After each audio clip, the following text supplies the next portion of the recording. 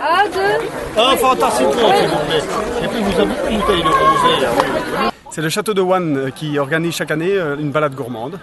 C'est une marche gourmande, donc nous avons fait un premier arrêt au quart de la marche où on a eu des rafraîchissements à volonté, puis alors nous avons fait la deuxième partie. Bonjour. Et ici à midi, nous reprenons des forces pour qu'on puisse refaire la deuxième partie de la marche au barbecue de Wannes.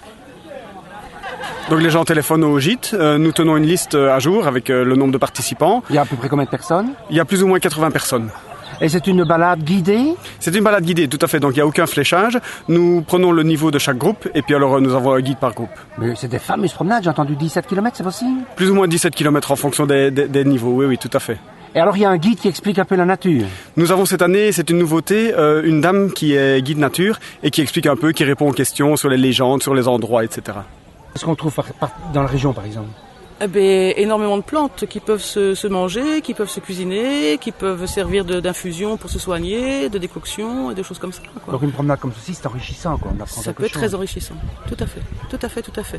Dans la forêt, il n'y a pas grand-chose, mais au bord des chemins, dans les prairies, il y a énormément de plantes qui permettent de survivre, qui pourraient permettre de survivre complètement.